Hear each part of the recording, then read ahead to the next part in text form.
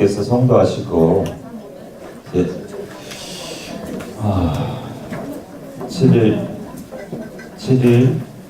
7주 동안 성도의 기쁨 티어를 즐기신 다음에 도대체 이 법을 알 수 있는 사람이 이 세상에 있을까라고 고민하십니다. 솔직히. 그래서 어렵지 않을까라고 고민하시는데 천신들이 와서 그래도 찾아보면 있을 것입니다 라고 말씀하십니다. 간청을 해요. 그래도 법을 굴리셔야 됩니다 라고 간청을 합니다.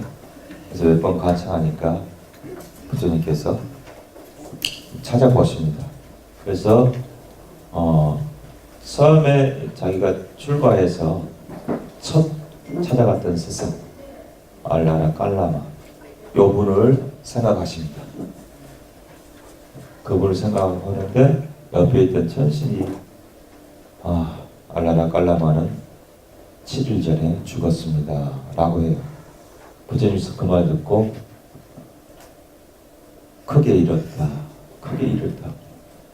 그분은 내 법을 알 건데 이 가르침을 알면서 깨달음을 갈 건데 라고 해서 그러고 다시 생각해 보니까 두 번째 찾아갔던 우다카 라마부다라는 스님 있죠. 비상비비상처. 그 스승은 돌아가셨지만 그 제자한테 방법은 배웠잖아요. 그 방법을 가지고 자기가 비상비비상처, 무색계선정, 최고선정, 사선정을 닦았잖아요. 그 생각을 합니다. 나중에 그 제자도 비상비비상처를 증득을 합니다. 나중이라서. 그래서 그걸 생각하고 우다카 라마부다를 생각하고 근데 그 옆에서 또 천신이 딱 말해요.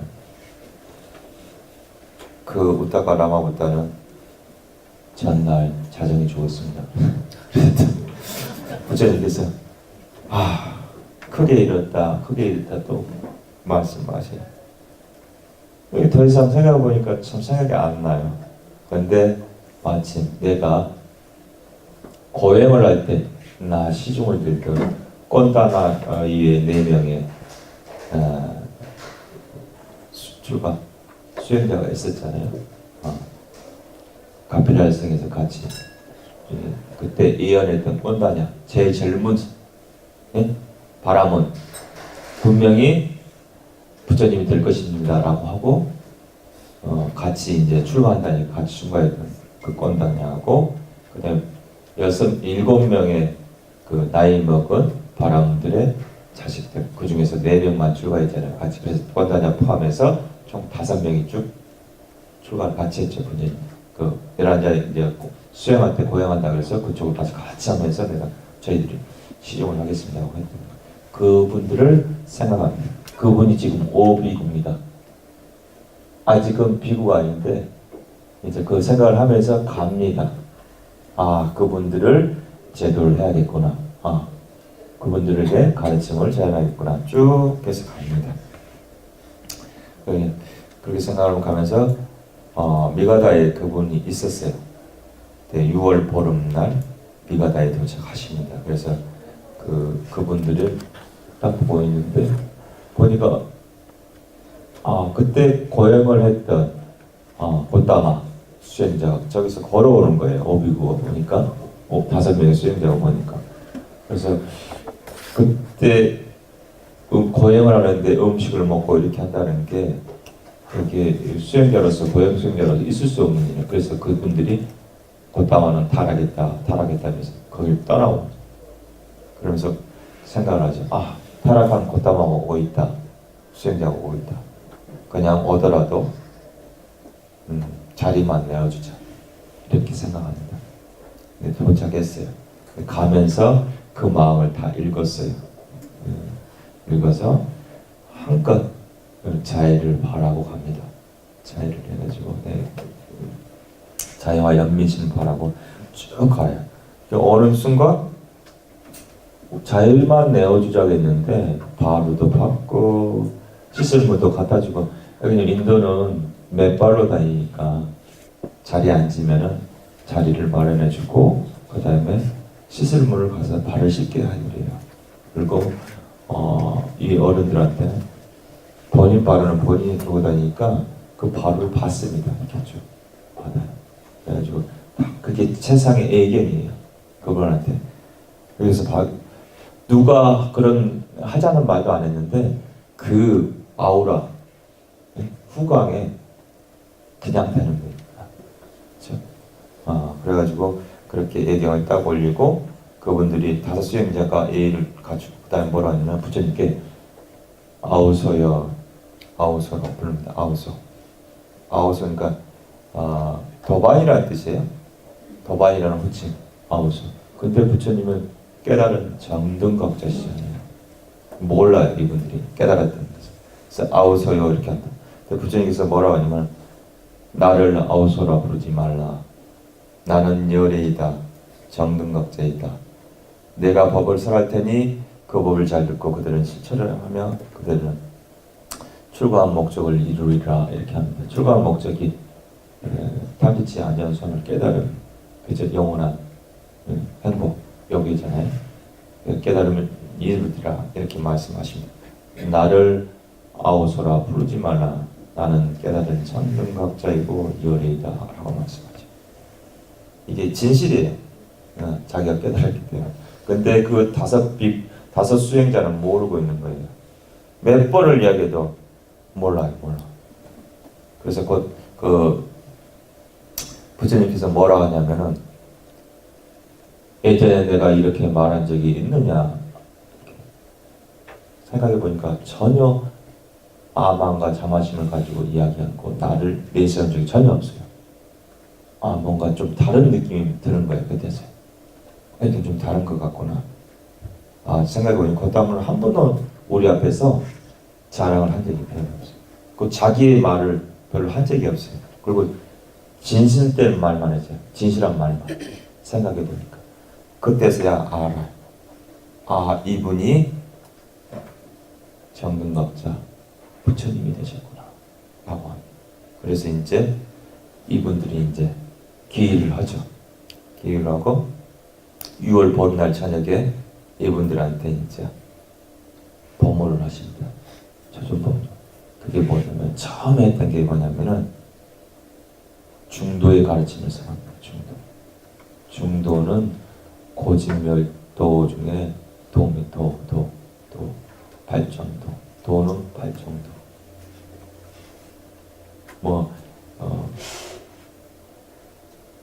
처음과 끝 이런 중간 이게 그런 중도가 아니고 여기 중도는 팔정도와 고진멸도 중에 깨달음을 이루는 길도가 팔정도를. 그래서 여러분들도 팔정도를 실천해야 됩니다. 팔정도를 실천해야 그 깨달음의 길로 갈 수 있는 겁니다. 그래서 팔정도는 거기서 이제 부처님께서 비구들이여 출가자가 가까이 하지 말아야 할 2가지 흑단이 있다. 무엇이 2가지 흑단인가? 그것은 저열하고 천하고 범석하고 성스럽지 못하고 이익을 주지 못하는 감각적 욕망에 대한 쾌락 그 탐욕에 몰두하는 것과 괴롭고 성스럽지 못한 이익을 주지 못하는 자와 학대에 몰두하는 것이다. 비구들이여 열애는 이러한 2가지 극단을 의지하지 않고 중도를 완전히 깨달았나니 안목을 만들고 지혜를 만들고 고요와 최상의 지혜와 바른 깨달음과 열반으로 인도한다. 비구들이 그러면은 어떠한 것이 열애가 완전하게 깨달았으며 안목을 만들고 지혜를 만들고 고요함과 최상의 지혜와 바른 깨달음과 열반으로 인도하는 중도인가? 그것은 바로 8가지 구성 요소를 가진 성스러운 도 팔정도이다. 경전에 나와 있습니다. 팔정도는 바른 견해, 정견, 바른 사유, 정사유, 바른 말, 정어, 바른 행위, 정어, 바른 생계, 정명, 바른 정진, 정정진, 바른 알아차림, 정령, 바른 삶의 정정입니다. 세세한 것은 교리 시간에 배우시면 됩니다. 생이니까 그냥 시간이 너무 없어요. 그래서 그렇고 그 이 발정도만 가지고도 한 학기 하실 거예요. 만약 하신다. 그래서 이 경전 내용이 이렇게 나옵니다. 8가지 구성 요소를 가진 성스러운도 발정도이다 라고 이렇게 경전 내용이 나옵니다. 이걸 가지고 우리는 깨달을 수 있다. 초기 불교에 나옵니다. 대승은 좀 다를 수도 있어요. 근데 기초가 초기 불교잖아요. 그래서 이걸 기반으로 대승이 이렇게 좀 나가는데 기초를 잘 닫으시고 또 대승은 또 대승 나오고 깨달음을 또 이야기합니다. 그거.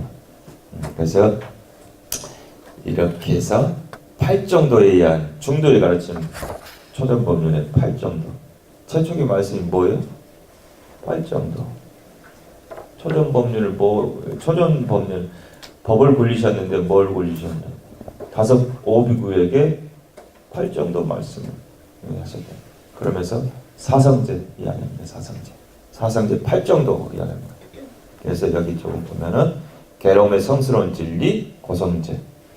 어제 말씀드렸죠. 태어남도 괴로움이요, 늙음도 괴로움이요, 병듦도 괴로움이요, 죽음도 괴로움이다. 생로병사가 괴로움이다 라고 말씀드렸고, 싫어하는 대상을 만나는 것도 괴로움이요, 좋아하는 것과 헤어지는 것도 괴로움이요, 원하는 것을 얻지 못하는 것도 괴로움이요, 이 몸을 갖고 있는 것이 괴로움이다. 오지원이 괴로움이다. 이렇게 8고를 이야기합니다. 4고, 8고 이렇게 했어요. 이게 괴로움이다. 이게 괴로움이라는 진리예요. 그걸 가지고 괴로움이 생겨난 성스러운 진리, 고진멸도. 그 다음에 괴로움의 소멸의 성스러운 진리, 고진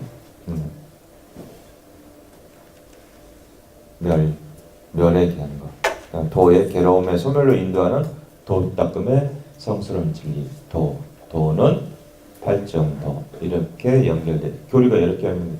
사성제의 고진멸조 중에 도는 8정도. 8정도의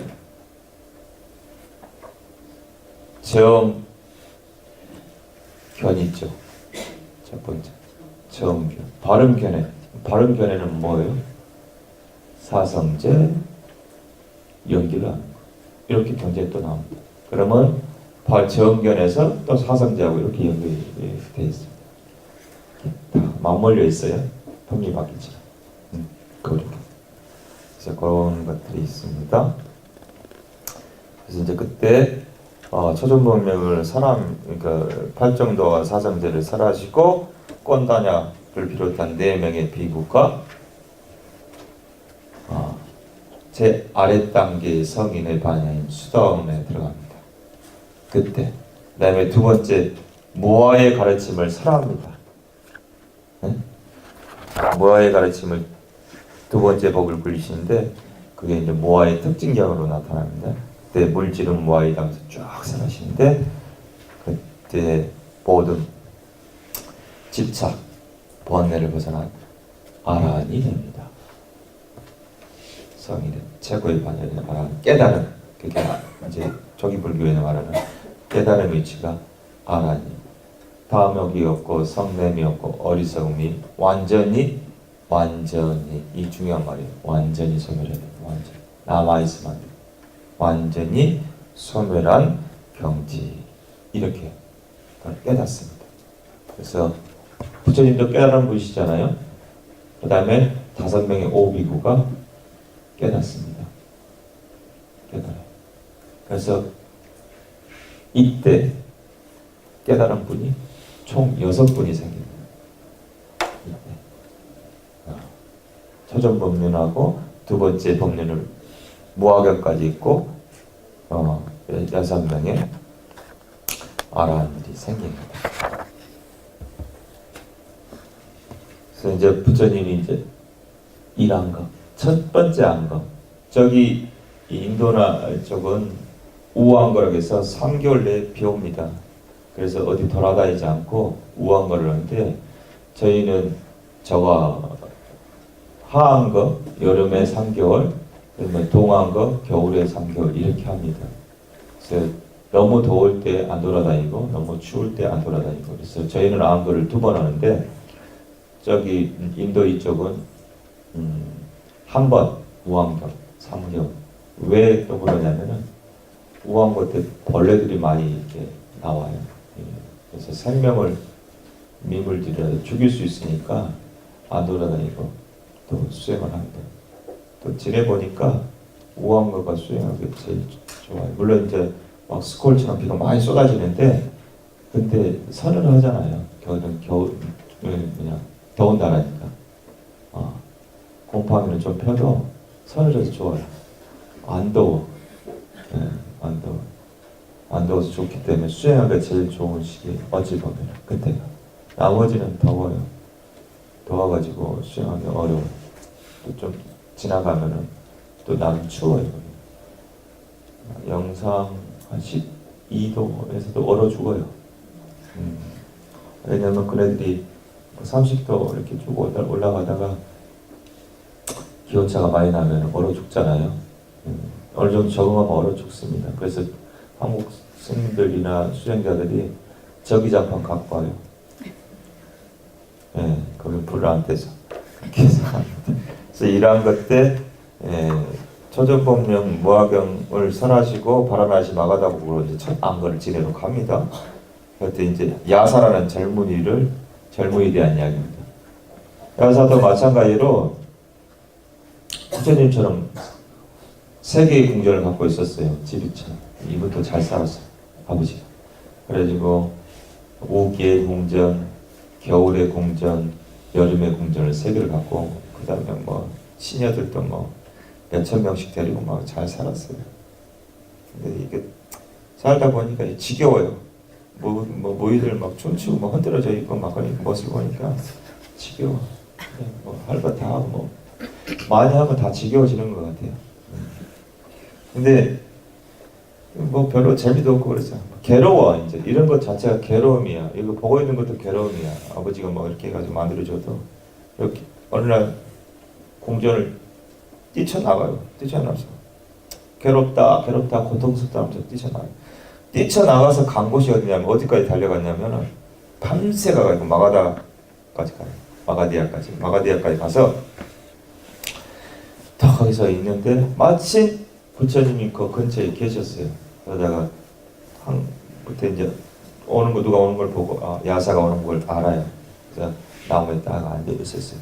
그래서 근데 그 옆에서 또 거기서도 고통스럽고 괴롭다 이렇게 이제 부처님이 이제 고통스럽고 괴로운데 막 강압적 용어에 떠나버려야 된다. 막 이런 말하면은 받아들일 준비가 안 됐잖아요. 사람이 좀 받아들일 준비가 되잖아요. 마음이 편안하고 유하고 그 다음에 좀 마음의 긴장도 덜하고 편안해야 되잖아요. 모든 걸 말할 때 릴렉스한 이제 그 시간을 좀 갖는 거죠. 그래가지고 야사한테 먼저 무슨 이야기를 하냐면은 보시 공덕에 대한 거하고 지계를 지켰을 때 이익에 대한 이야기를 먼저 합니다. 야사한테 네가 보시를 하게 되면은 많은 성공 공덕이 생겨서 천상세계에 날 수 있다. 계를 잘 지키면은 바르게 생활하면은 천상세계에 날 수 있다. 이런 이야기를 합니다. 그래서 마음이 좀 누그러져요. 그렇구나. 좋은 일을 하고 뭐 이렇게 살아야겠구나. 그런 다음에 강압적 욕망에 대한 덧없음을 이야기합니다. 자기는 그런 욕망을 속에서 대접을 받고 살기 때문에 알아요. 이건 고통이라는 걸 좀 느끼고 있었어. 그래서 거기서 벗어나는 출가에 대한 이야기. 그걸 벗어나면은 이런 이익이 있다. 그 말을 듣고 야사가 깨달아요. 수당은 깨달음을 첫 번째 단계에 딱 들어갑니다. 그래서 그게 이제 부처님께서 보통 사람들한테 하는 차제설법, 단계적인 설법이에요. 그런데 오부교한테 뭐 했어요? 바로 사성도 이야기했습니다. 팔종도 이야기했습니다. 근기에 따라서 다른 설법을 하시는 거예요. 근기에 따라서. 근기가 되면은 더 높은 이야기를 해가지고 바로 끌고 가시고, 근기가 안 되면 무엇이 하십시오. 그러면 이런 얘기 있습니다. 계를 지키십시오. 그러면 이런 얘기 있습니다. 그 다음에 강압적 욕망의 덧없음, 이런 것, 강압적 욕망을 쫓으면 안 됩니다. 이렇게 이야기하고, 그 다음에 출가에 대한 이야기, 수행에 대한 이야기를 합니다. 이게 단계입니다. 그래서 여러분들한테 수행하십시오 하면은 안 먹히는 경우가 있어요. 네. 일단 그런 부분이 있기 때문에. 근데 저는 그냥 합니다. 부처님은 그렇게 하셔요. 왜냐면 부처님은 다 아시는 분이시니까 천하통도 가지고 있고 그다음에 숙명통도 있고 다 알거든요. 수행주를 적재적소로 줄 수 있어요. 근데 나는 그런 능력이 없어요.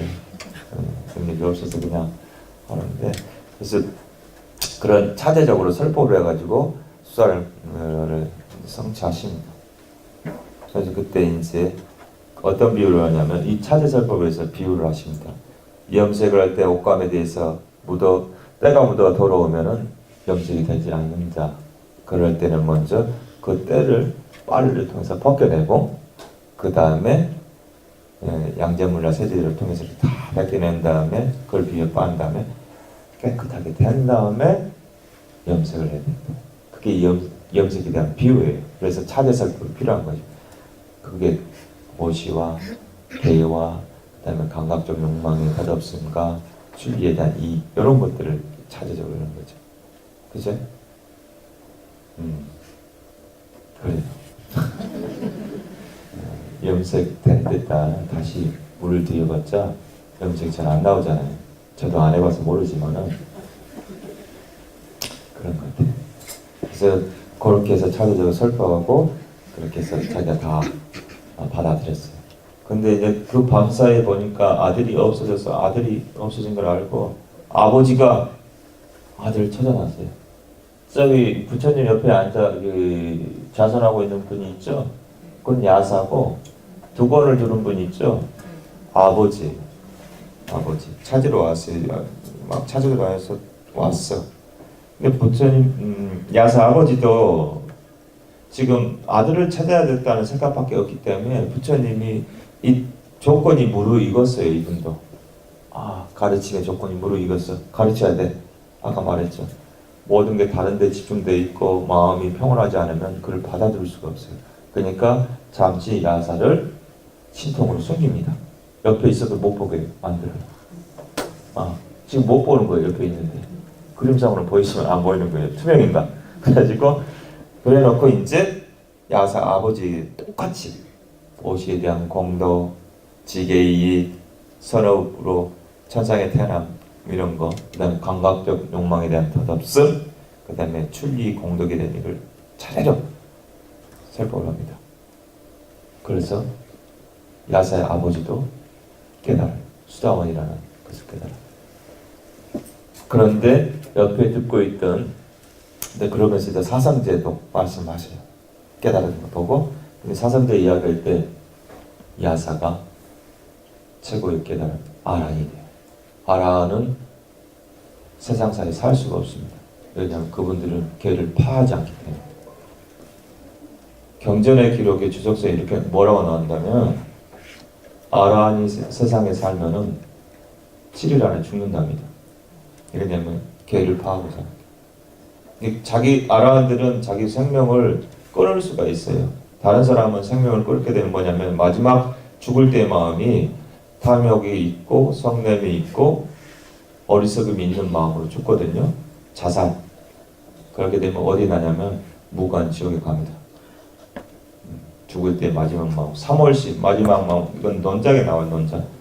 죽을 때 마지막 마음은 한 마음을 잘 써야 돼요. 그래서 정신 똑바로 써야 돼요. 우리 노보살님들 관세음보살 관세음보살 열심히 하시죠.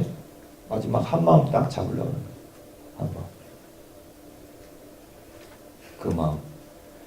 아파도 마음줄 놓잖아요. 그죠? 아프면 놓잖아요. 병원 들어가 보세요. 내가 뭔 생각인지 모르잖아요. 근데 그 마지막 한 마음, 3월씩 죽을 때 마지막 한 마음, 이것 때문에 그런 거예요. 그 마음을 잡으려고 관세음보살하고 수행을 했다고 합니다. 그래서 뭔 이야기였지?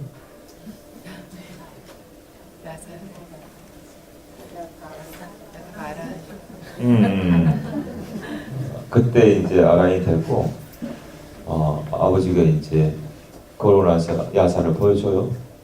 야사를 보여준다 그때 이제. 왜냐면은 야사 아버지도 수도원 정치를 했잖아요. 마지막 밑에 땅때 성인의 반에 올랐단 말이에요. 그래서 알아요. 그리고 이제 수도원 알아야 됐기 때문에 새벽 생활을 못해요. 그걸 알아. 그래서 이제 야사한테 이제 야사 아버지가 집에 가자 이렇게 말해요. 근데 부처님이 그만하죠.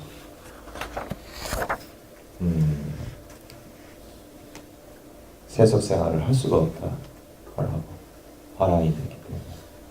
그래서 야사 아버지가 그래서 출가를 본인이 야사가 출가하겠다니까 출가를 합니다. 그러고 나서 야사와 부처님을 공양청을 합니다. 자기 집으로. 밑에 그림이 이제 공양청한 거예요. 근데 또 가제공기가 재밌어요. 저기 있는 어머니 있어요. 어머니. 야사 어머니하고 야사의 남편 부인이에요. 야사 어머니가 누구냐면은 윤미지고 올렸던 분 아시죠? 수자따예요. 수자따.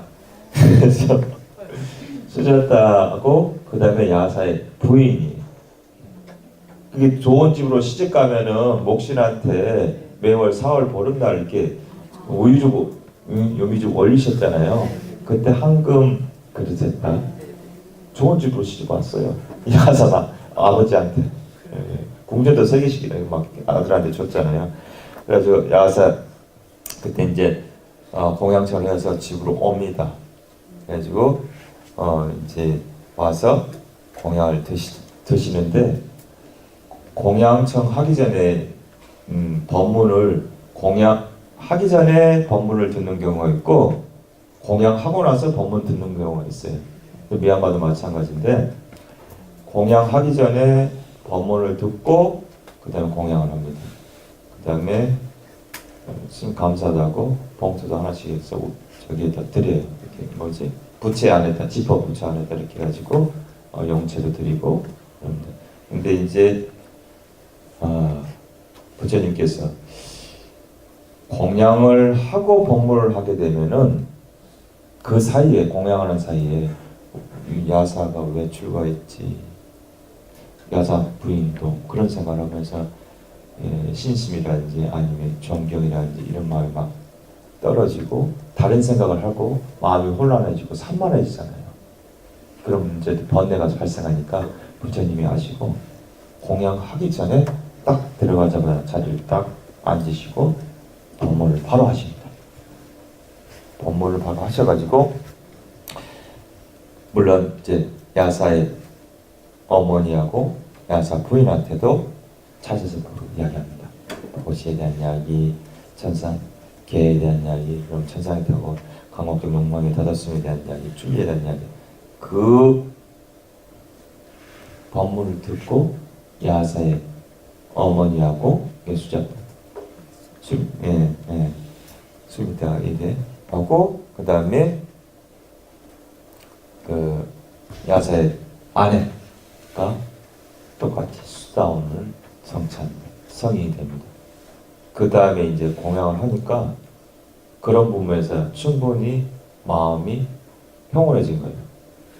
그래서 이제 옆에 있는 야사가 출가하는 것에 대해서 다른 마음을 내지 않습니다.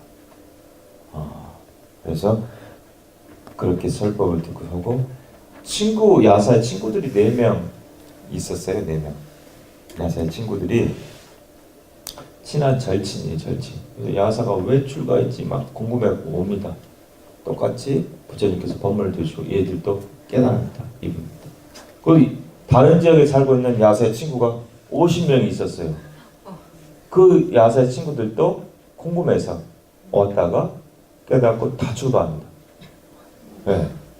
그래가지고 총 아란까지 다 돼요. 그분들이. 그래서 그때 61명이 됩니다. 아란 깨달은 분이. 그래서 부처님 포함 61명. 부처님 빼고 60명. 그래서 부처님께서 이제 아란들에게 이런 말씀을 하시죠. 이제 60명의 아란이 됐으니까 정법을 선언하십니다. 그때가 음력 6월 보름입니다. 요 보름날 첫 안가를 보내시던 어느 날에 부처님 60명의 아람들에게 비구들이여 나는 천상과 인간 그 모든 그물에서 벗어났다. 비구들이여 그들도 모든 천상과 인간 그 모든 그물에서 벗어났다. 비구들이여 길을 떠나나 많은 이들의 이익을 위해 많은 사람들의 행복을 위해서 세상에 대한 연민심으로 인간과 천신들의 이익과 행복을 위해 길을 떠나라. 한 길을 두 사람이 가지 말라. 비구들이여 처음과 중간과 끝이 모두 뛰어나고 의미와 표현을 갖춘 법을 설하라. 원만하고 청정한 행을 드러내 보여라. 지혜의 눈에 번뇌라는 때가 적은 이들이 있다. 그들이 법을 듣지 못한다면 그들은 쇠퇴할 것이다. 법의 성품을 분명하게 깨달은 천신과 인간들이 분명하게 나타날 것이다. 나도 이제 법의 성품을 설하기 위해 오류엘라로 가리라. 라고 전법 선언을 하십니다. 그래서 아라한들 포함 정등거자이신 부처님 포함해서 61명이 혼자 길을 떠납니다. 혼자 길을 떠나서 이제 부처님도 혼자 쭉 가죠. 그래서 오르엘라 이제 도착합니다. 아까 오르엘라로 간다고 했잖아요. 도착했습니다. 근데 거기에 이제 불을 숭발하는 가섭 삼형제가 살고 있었어요. 그들은 이제 머리를 묶고 고행하는 결발 수행자들이에요. 거기 제일 큰 형이 까사파. 까사파 삼형제라 했네. 까사파 큰 형이 100명의 제자를 갖고 있고, 그 다음에 나디 까사파가 제자가 300명, 막내 이제 가야 까사파가 200명. 근데 이제 그날 가서 이제 부처님이 거할 장소를 찾습니다. 그래서 까사파 제일 큰 형이 있는 그 장소로 갑니다. 그래서 하루 좀 묵었으면 좋겠습니다라고 이야기합니다. 저희는 그럴 장소가 없습니다. 계속 3번, 4번 간청해도 없다 그래요. 보니까 저기 보니까 뭐 사당이 하나 있어요. 저 사당에서 제가 머물면 안 되겠습니까? 그건 안 된대요. 그래서 제가 머물고 싶습니다. 안 된대요. 왜 안 되니까 물어보죠. 거기 동력이 불 붙는 용이 살고 있다. 안 된대. 그런 거 상관없이 내가 가서 살 수 있다. 보낼 수 있으니까 하루만 지내봐야 해주려고. 간청하니까 어쩔 수 없이 허락합니다. 그래서 허락했는데 부처님이 딱 들어가서 가부좌를 들고 앉아요. 앉아 있는데 동력이 딱 나타나서 화음을 쭉 불을 막 내뿜습니다. 근데 이제 부처님이 이제 선정수행자 하나가 불가시나 수행이 있어요. 불가시나 지수화풍 4대의 10가지 가시나 수행 중에 하나는 물, 불, 땅, 바람, 그 다음에 광명 이런 것들 가시나 수행이 있습니다. 선정 수행하는데 그 청정도론 책에 가면 다 나와 있어요. 그렇게 하시면 선정 얻을 수 있습니다. 안 돼서 그러는데 열심히 하시면 다 돼요. 저는 선정이 없습니다. 인연이 되면 다 됩니다. 스님이 안 된다고 해서 여러분들이 안 된다는 것은 없어요. 스님이 인연이 부족할 수도 있잖아요.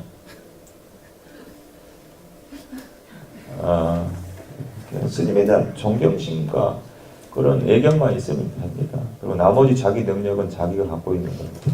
전생에 여기 앉은 분들이 나라를 구하고 승려였을 가능성도 있잖아요. 지금 이 생만 나하고 여러분들하고 자리가 바뀌었을 뿐이지. 그럴 수도 있잖아요. 내가 전생에 여기 앉아 있을 수도 있었어요. 예.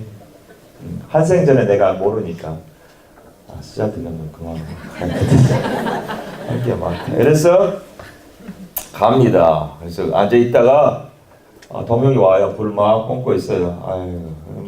근데 이제 그것을 대상으로 불 뿜으니까 그걸 대상으로 가시나 수행을 불가시나 수행을 합니다. 선생이 딱 들어요. 그래서 아무리 뿜어도 그런 거에서 동의하지 않습니다. 그러고 나서 이제 그 동령을 다음날 아침에 이제 부처님 아무 일 없이 나오셨어요. 사당 밖으로 나오니까 그 우르엘라인 저기 까사파 까사파가 놀랍니다. 그래서 바위에서 쫙 동령을 딱 애완동물처럼 빼서 줘요. 동령을 바울에 담아서 딱 드려요. 보여줘. 그거에서 그 신통에 한번 놀랍니다. 그래서 이제 며칠 거기서 머무르고 있어요. 그러면서 이제 뭐 여러 가지 말씀을 드립니다. 그러면서 때가 조건이 무르익을 때를 기다려요. 며칠 기도하면서 거기서. 그래서 있다가 때가 됐어. 뭐 여러 가지 신통도 많이 보여줍니다. 사실은 그냥 믿지는 않잖아요. 사람들이 뭐가 혹하는 게 좀 있어야 되잖아요. 불교도 마찬가지지. 뭐가 혹하는 게 있고 뭐 이웃 종교도 뭔가 혹하는 게 있어야지 뭐 따라올 거 아니에요. 불교도 좀 그런 게 있긴 있어요. 그건 신앙적인 부분이니까 그거는 없다고 볼 수는 없는 종교니까 종교. 일단 그렇게 해서 혹해서 들어옵니다. 그러다가 이제 이렇게 변해가는구나라고 생각을 하는 겁니다. 좋은 의미로. 사람이라는 게 꼭 좋아서만 들어오지는 않잖아요. 꼭 좋아서만 그 일을 하지 않잖아요. 하다 보니까 좋아졌어. 근데 그게 생각 자체가 근본적인 의도, 내가 마음을 냈던 의도가 좋은 생각이었기 때문에 그런 거예요. 나쁜 생각으로 여기 온 사람도 있어요. 절에. 그러다가 바뀌어요. 저는 바뀔 거라고 봅니다. 나쁜 의도로 온 사람, 불선한 의도로 온 사람, 나쁜 언어를 좀 변경하자고요. 불선한 의도로 오신 분도 있지만, 절에 가시는 분도 있지만, 그분도 다니다 보면서 마음의 변화가 생깁니다. 분명히. 그래서 좀 선한 의도로 이렇게 바뀝니다. 그래가지고 이분들도 이제 마음이 한참 부드러워지고 막 조건이 맞아요. 막 신통도 보여주고 쫙 하면서 처음에 신통에 혹했다가 나중에 마을 이렇게 다 하면서 이렇게 차례적으로 갑니다. 그래서 결국은 여기에 있는 아까 말씀드렸죠. 까사파 제자 1000명, 그 다음에 나디 까사파 제자 300명, 막내가 가지고 있는 가야 까사파 제자 200명, 1500명. 1500명 맞아요? 이거 잠깐 내가 잘못 알았다. 우르르야 까사파 500명, 둘째 300명, 그 다음에 200명, 그래서 1000명. 그래서 1000명이 깨달음의 조건이 맞아서 다 아란이 됩니다. 이때. 근데 이분들은 불을 숭상했기 때문에 그때 선한 경전이 뭐냐면은 불타오름의 경전이라는 그런 경을 성화합니다. 그때. 불타오름의 경. 그래가지고 모두 1000명이 한차례 아란이 됩니다. 지금 그러고 나서 이제 그래서 589년에 음력 사흘 보름날 이제 성도 해가지고 쭉 6월달에 미가다에 가가지고 초전법년 설하시고 그 다음에 6월부터 9월까지 보름 계속 미가다에 계시면서 계시다가 야사 친구들 제도했죠. 야사 친구들 제도하고 그다음 쭉 가서 9월 보름 돼서 오르벨라 가던 중에 다른 이제 왕자들도 제도하고 그 다음에 까야 사명제 제자들 1000명을 제도해서 아란이 됩니다. 그래서 그 제자들 갓 아란이 된 제자를 데리고 라자가 내가 깨달으면은 빈비사라 왕이 청하잖아요. 수행자가 깨달으시면은 오셔서 방문해서 꼭 공양을 올리겠습니다. 공양절에 간청했던 빈비사라 왕 그쪽으로 갑니다. 라자가 빈비사라 왕한테 갑니다. 쭉 가면서 그때가 이제 음력 12월 보름날입니다. 그 이제 온다는 소식을 듣고 빈비사라 왕이 12만 명 바라문들하고 같이 맞을 준비합니다. 그래서 그때 12만 명의 바라문들과 빈비사라 왕을 제대로 하십니다. 그래가지고 그분들이 다 아란간을 성취합니다. 그리고 3기합니다. 그래가지고 제가 불자가 됩니다. 그때는 승단이 존재했잖아요.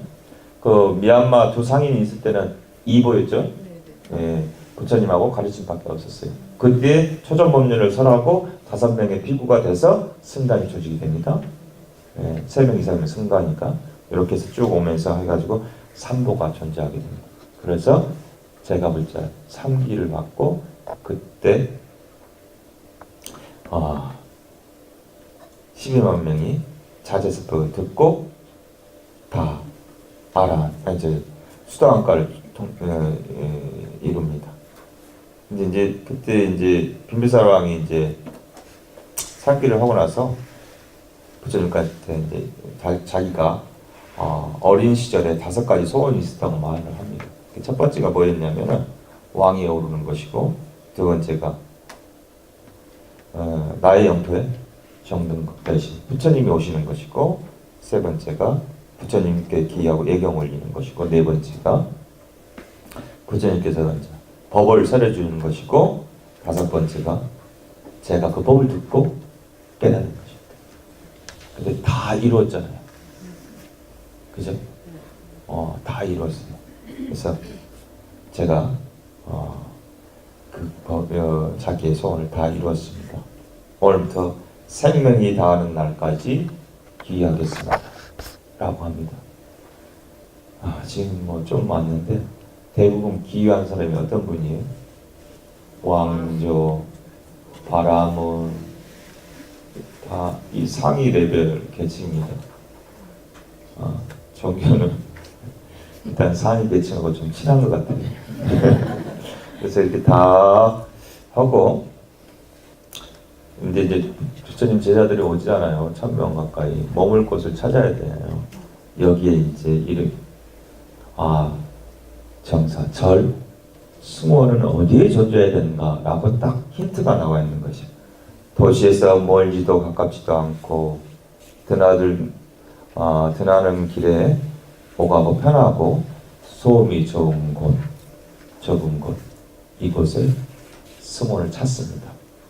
거기에 이제 중림정사라고 해가지고 엘루아나 중림정사하는 거 나무가 있어요. 뒤에 나무 있죠? 네, 대나무 안 보여요? 부처님 뒤에 대나무 있잖아요.